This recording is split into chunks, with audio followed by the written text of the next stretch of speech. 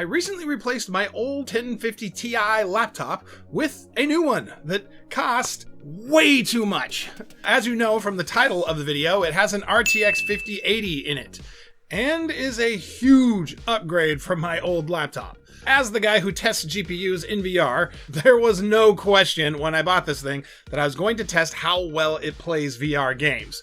But as I began testing it, I just couldn't shake the feeling that what I really wanted or needed to do was compare it to a desktop 5080.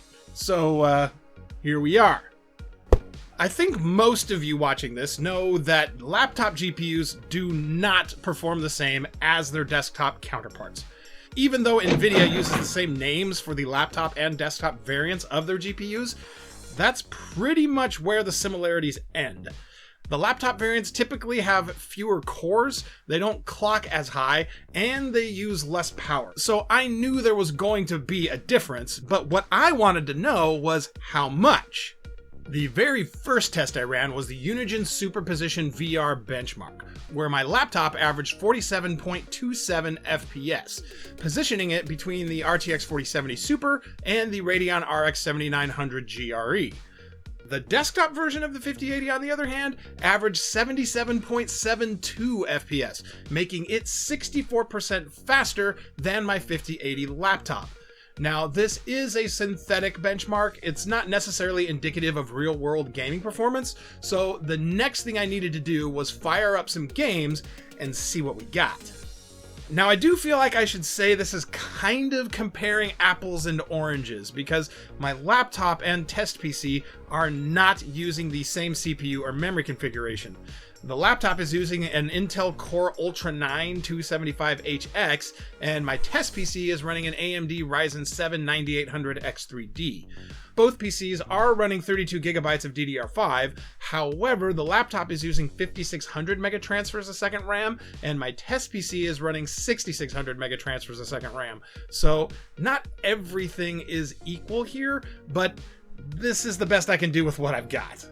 The way I went about this testing is I wanted to use the desktop 5080 as our baseline, so I played through 10 different VR games and found some nice playable settings where visuals were good and we had a stable frame rate. I then ran the test again on the laptop 5080 using all the exact same settings to see how closely they would perform to one another. After doing all of that, I went back through all 10 games again and found some good playable settings for the laptop so that I could share that info with you guys as well.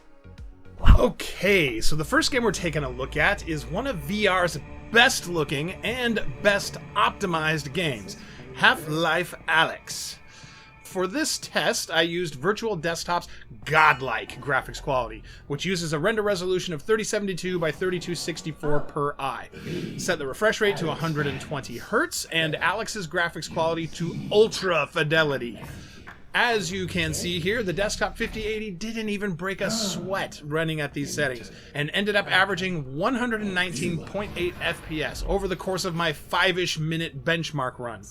Using the exact same settings, our laptop 5080 on the other hand struggled a bit, but still averaged 105.8 FPS during the same section of the game. To get a smooth playable experience on the laptop, I only had to drop the render resolution down one notch to Virtual Desktop's ultra graphics quality of 2688 by 2880 per eye, and the refresh rate to 90 Hz. As for the game's quality setting, I was able to keep that at ultra fidelity, and at these settings, Half-Life Alyx looked fantastic. I would help. As mentioned, I'm using Virtual Desktop for my testing.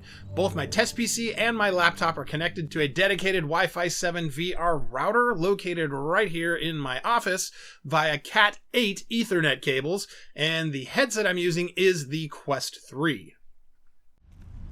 The next game I tested was Into the Radius 2, and I feel like I may have gone a little too conservative on the settings because GPU usage never made it past 80%. But on the plus side, using the settings you see on screen now, our desktop 5080 delivered a rock-solid 90 FPS at Virtual Desktop's ultra graphics quality. And on top of that, I feel I should draw your attention to the fact that the resolution in the game settings was set to 140%, which means our render resolution was even higher than Virtual Desktop's godlike setting. Assuming I'm doing the math correctly, we were at something like 3763 by 4032 per eye. Using these same settings, our 5080 laptop actually performed pretty well, averaging almost 85 FPS during my 10-ish minute benchmark run. Unlike the desktop GPU, however, the mobile 5080 was maxed out, so while it averaged 85 FPS, there was quite a bit of frame rate fluctuation, which made things feel a bit stuttery at times. Dropping the in-game resolution setting down to 100%, however, smoothed things right out, and I had a great time running around the radius, fighting monsters, and collecting loot.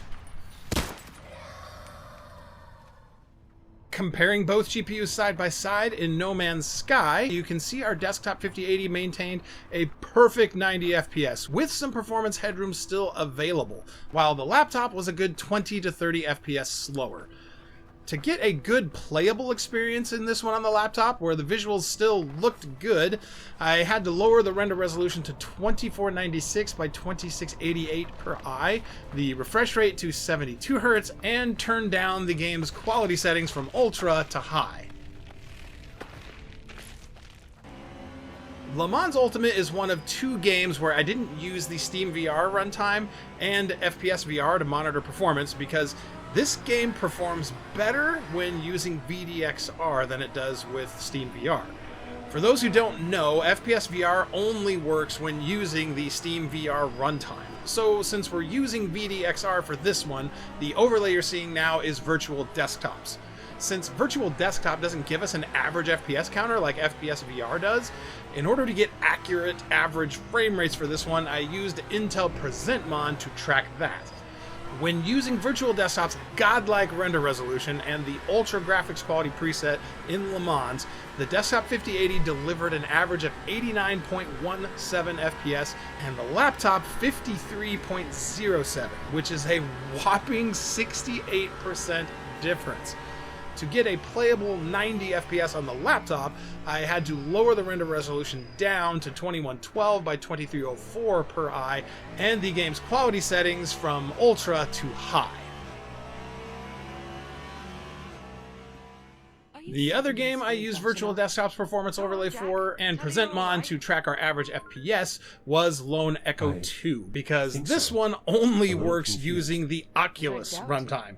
Looking at our side-by-side comparison, I feel like I may have gone a bit conservative on the settings in this one for the desktop GPU, as there were times when even the laptop GPU was running at 90 FPS. That being said, the laptop was ranging from the 70s up to 90 the entire time, while the desktop 5080 was able to maintain a solid 90 FPS through my entire benchmark run. According to the average FPS recorded by PresentMon, the desktop 5080 averaged 89.67 FPS at the settings I used, while the laptop averaged 81.7. To get the laptop running at a smooth frame rate, however, with no stuttering or hitching, keeping the game's graphics quality at its max setting of high, I had to lower the refresh rate to 80 Hz and the render resolution to 2496 by 2688 per eye. To benchmark VR chats, I use a benchmark world called VRCmark. And in that world, there are two GPU-focused benchmarks, which are both very GPU-intensive. The first of the two is slightly less intensive than the second one, but they both really put your system through the ringer. The way I decided to do this test was to find settings the desktop 5080 could run the first benchmark at a solid 72 Hz, which I was able to do at the settings I'm listing now. As you can see in this side-by-side comparison, the desktop 5080 is setting the pace, while the laptop tries to keep up. Looking at the average FPS counter in FPS VR, the desktop 5080 averaged 71.7 FPS in this benchmark, while the laptop 5080 averaged 50.5. In the second benchmark, all bets were off because the desktop 5080 was no longer able to maintain 72 FPS at the settings I used. But the positive result here is with both GPUs being pushed to their limits, that gave us a result we can compare without the asterisk of the desktop GPU still having headroom available. The desktop 5080 averaged 54.7 FPS in this second benchmark, and the laptop 36.4 FPS, making the desktop GPU 50% faster than its laptop variant of the same name. To get the laptop to run the first benchmark at a steady 72 FPS, I had to lower the render resolution to Virtual Desktop's low setting, which runs at 1728 by 1824 per eye. From there, I ran the second benchmark, where our 5080 laptop then averaged 50.5 FPS.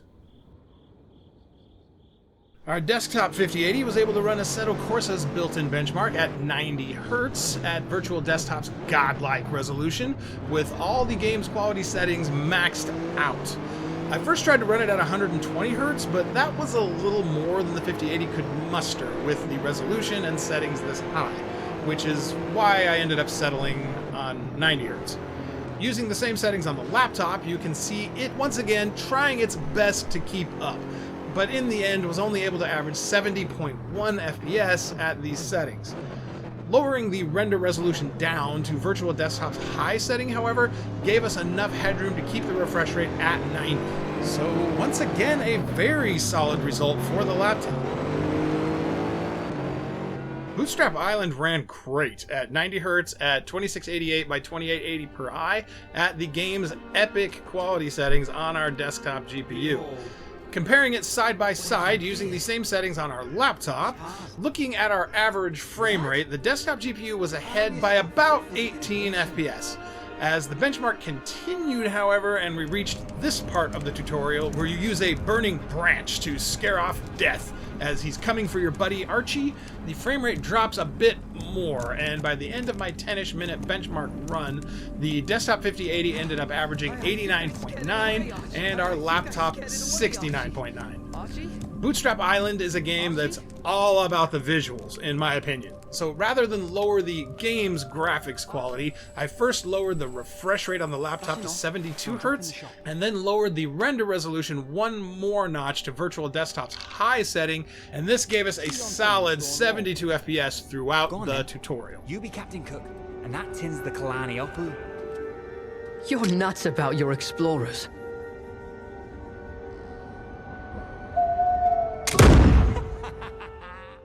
Alien Rogue Incursion is one of those games where performance is all over the place, depending on what's going on. So it may seem like I went a little conservative with some of the settings, but this is where I was able to get a smooth, high-quality experience with the 5080.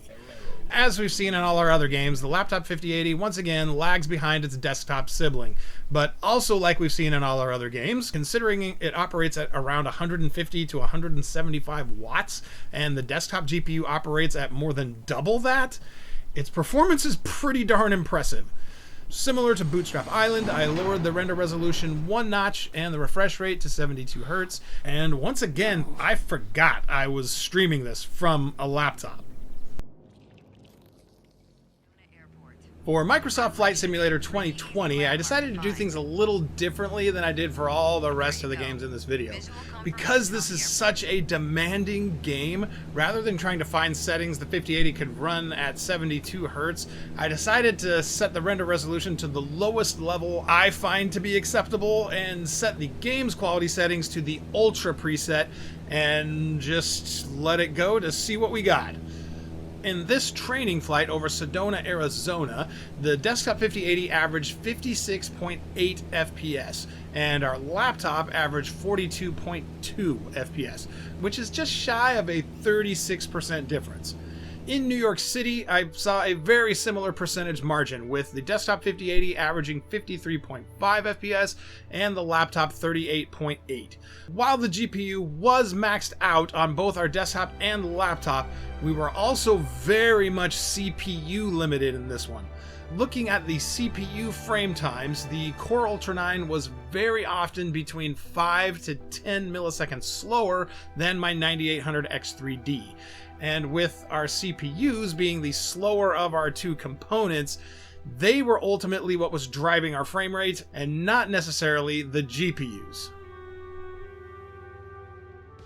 To sum things up, I don't think there were any surprises here. As expected, the 5080 delivered great performance in VR, and its laptop sibling did not perform at the same level, lagging behind from 20% to more than 60% depending on the game. All things considered though, it still performed really well, but when you take into account how much I paid for the dang thing, it bloody well should. In terms of how it compares to other desktop GPUs when it comes to playing VR, based on the testing I've done here on the channel, it performed within 10% of a desktop 5070, which is not bad at all. And what's even better is it's packing 16 gigabytes of GDDR7 rather than just 12. Probably the only real negative here is the price of these things. But realistically, anyone shopping for a 5080 laptop or desktop GPU, I think you're more concerned with performance than with the price. Am I reading the room correctly here, or am I way off base? Anyway, what are your thoughts? Are either of these worth it to you? I think you know what to do in the comments. Not sure what to watch next? Check out my GPU VR performance playlist. It has over 30 videos where I test out different GPUs from both Team Red and Team Green in a variety of popular VR games. I think you'll find the info enlightening. Not enlightening, enlightening. You know, ENLIGHTENING. Enlightening. Come on, do it. You know you want to. Subscribe.